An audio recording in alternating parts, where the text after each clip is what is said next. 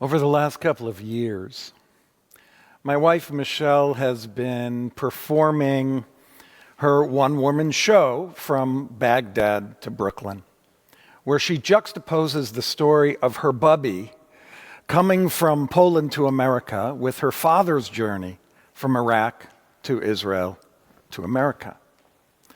Several times throughout this dialogue, a character says, "I don't know what to feel." Whenever I heard her say that line, "I don't know what to feel," I thought to myself, how's that possible? Surely feelings come up. You feel them. That's what you feel. And then the pandemic came. And I have to admit, there have been many times throughout when I thought to myself, I don't know what to feel. Is it all right to express frustration? Am I supposed to be forlorn and upset about everything? Am I allowed to be happy, to feel joy? As I mined my way through this field of uncertain emotions, one emotion seemed to take a front seat in my life, while another that I was really used to faded into the background. What emotion is riding shotgun with me? Anger. And what is sitting in the way back of the station wagon, like when I was a kid and we sat back there rolling around without seatbelts? Joy. Especially the last several months, and I would even say going back to the beginning of the calendar year, it's been much easier to tap into my anger than my joy. And I don't think I'm alone. Dr. David Rosemarin, an assistant professor of psychology at Harvard University, told this story. I was on a run the other day, and someone yelled at me for wearing a mask in Boston. So I looked into it, and they're actually right. I'm running around a reservoir. I'm away from everyone. So the next day I think, maybe I won't wear my mask today. Then I approached a lady. I'm 20 feet away, and I smile at her, and she angrily yelled, "Don't smile at me! You're not wearing a mask! You're taking a chance with my life!" So you can't win. While we were recording our ARC openings a couple of weeks ago, I was talking with a congregant who is usually a very jovial person. He loves laughing, he loves joking around all the time, and he said to me, recently I've stopped feeling joy. It's just not there. I can relate. Nachman of Bratslav calls joy in routine times the most difficult of all spiritual endeavors. And we've been in a pandemic for 18 months, and we're still in it. I feel like we're all tired, and we're all angry. Is tangry a word? I'm sure that every one of you has a story like our jogging professor in Boston, even on the receiving or the attacking end of that story. We've been cooped up, and now we're making our way out into the world. Arthur Bregman, a psychiatrist in Coral Gables, Florida, coined a phrase to describe what we are going through right now. Cave syndrome. He says, people can't shake the anxiety. They feel fearful and insecure about the uncertainty of the situation. I have people coming by saying, I had trouble before. I think I forgot how to do it. I don't know how to socialize. Uncertainty, fear, anxiety, and insecurity about how to be back in the world in a social context can certainly come out as anger. The cave syndrome makes sense to me. We're in a complete reversal from where we were 18 months ago. The question then was, how am I going to live my life, time with my friends, my family, my work, my play, when I have to stay home and separate from everything that identifies me?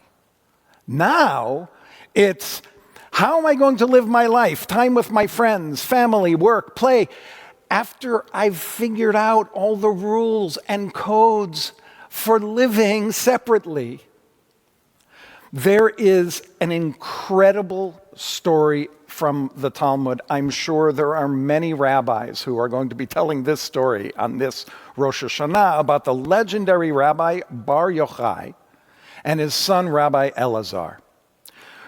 Rabbi Shimon is sentenced to death by the Romans for disparaging Rome in a public conversation. And he reacts by hiding in the house of study, where his wife would bring them food each day. He goes with his son. After a time, they realize, this is too dangerous. It's too dangerous in the city. So they fled and they hid in a cave up north. You know, it's kind of like us going from the suggestion to stay at home and then moving to that stay-at-home order. So when they arrived, they sealed the cave, and miraculously, a carob tree sprouts, and a stream appeared so that they could eat and that they could drink. And the carob tree also produced dates on Shabbat, so Shabbat would be a lot sweeter. So they studied and they meditated on the mysteries of Torah in that cave, where they would sit literally covered in sand to their necks, naked, and only dress for their prayers, because they didn't want their clothes to wear out. Finally, after 12 years, 12 years, Elijah the prophet appears at the entrance of the cave, and he says, "Who will tell Bar Yochai that the emperor died and he is safe to come out of the cave?" They emerged from seclusion, and Rabbi Shimon and Elazar walked towards the nearest town, and they saw people farming the land and making a living. Rabbi Shimon said, "These people have abandoned the eternal world of Torah, and they're engaged in mundane affairs of this world." They became filled with such hot anger that whatever they gazed upon would immediately be consumed by fire. A heavenly voice called out, "You came out of the cave to destroy the world? Go back in it." They returned to the cave. They studied for another 12 months, and finally the heavenly voice returned and told them they could emerge from the cave. Rabbi Elazar continued to strike out at the people, and Rabbi Shimon would heal them. Shimon calmed his son when he told him, "Our Torah is enough for the whole world." Then, on the eve of Shabbat, they saw an older man hurrying along with 2 bundles of fragrant myrtles in his hand. It's kind of like if you were to bring home flowers for Shabbat. Rabbi Shimon asked him, "What are you doing?" And he said, "I'm bringing the myrtles home in honor of Shabbat." Rabbi Elazar asked him, "Aren't 2 myrtles a little bit excessive?" And the man responded, "One is for remember the Sabbath day, and the other is for keep the Sabbath day." Rabbi Shimon looked at his son and he said, See how precious the mitzvot are to our people."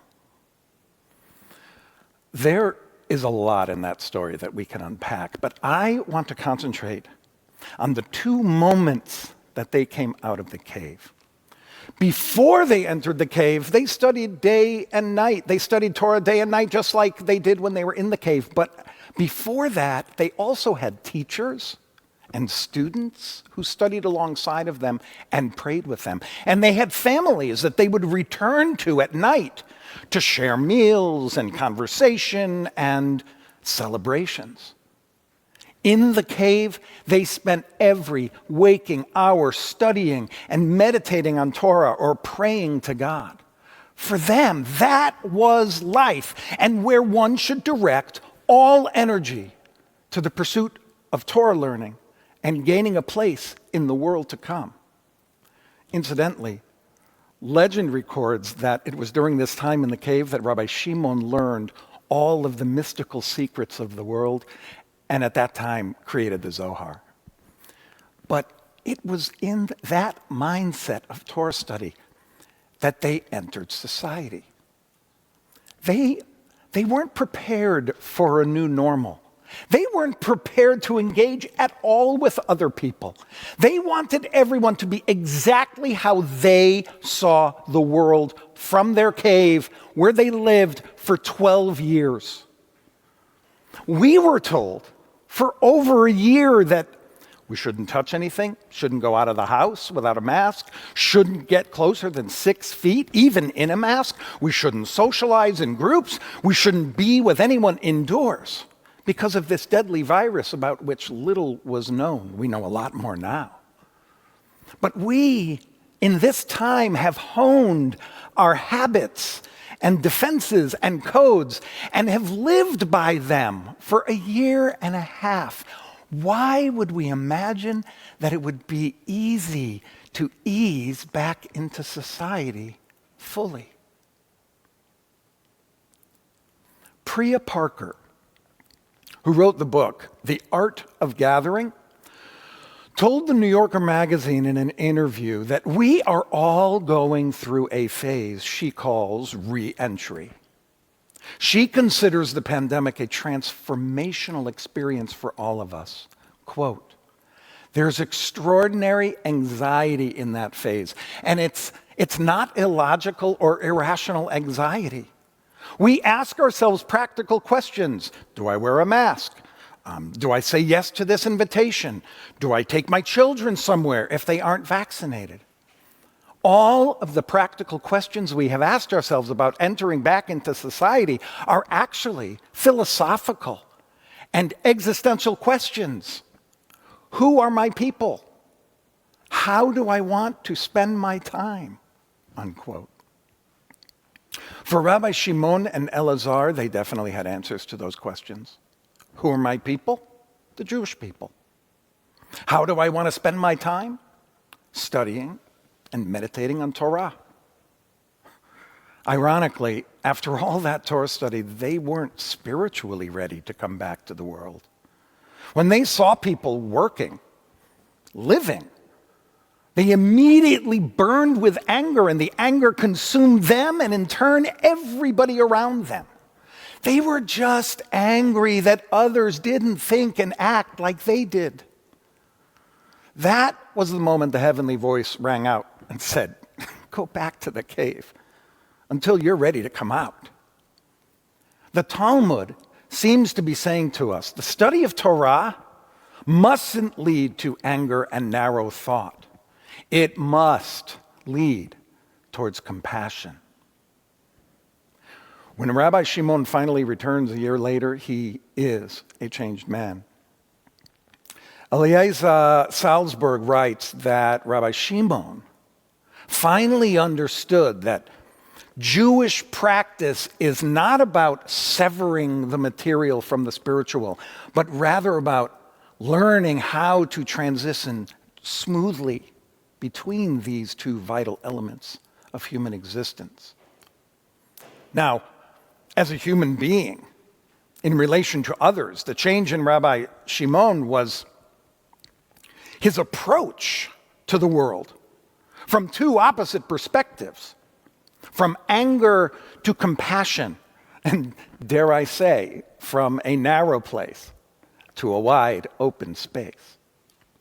Françoise Mirguet, in An Early History of Compassion, writes that the Hebrew word rachamim, compassion, from the root rechem, has come to mean to designate a positive disposition towards others, perhaps especially when they are vulnerable. I know how difficult it is to have a positive disposition towards others, as is the definition of rachamim in this case. The issues of our day and the conversations that accompany them can be infuriating. I invite us to lean into the second part of this definition, especially when they are vulnerable. Are we not all vulnerable? Every person in this world was and is still vulnerable. Have we not all experienced some form of cave syndrome? Are we not all in the throes of the re-enter phase? Are we not all the modern day Rabbi Shimon and Elazar? Now is the time to search inside of yourself. How do you want to emerge from the cave? Angry because the people around you aren't exactly like you? Ready to burn everything down instead of build yourself up? Or can you acknowledge that you and I and the person next to you is filled with uncertainty and anxiety or anger? And every one of us is vulnerable and deserves to be treated with rachamim, compassion. If we don't move towards a compassionate disposition towards the people we encounter every day, even those, or especially those who aren't like us, the world, it cannot endure. Ken Yiratzon. Shana Tova.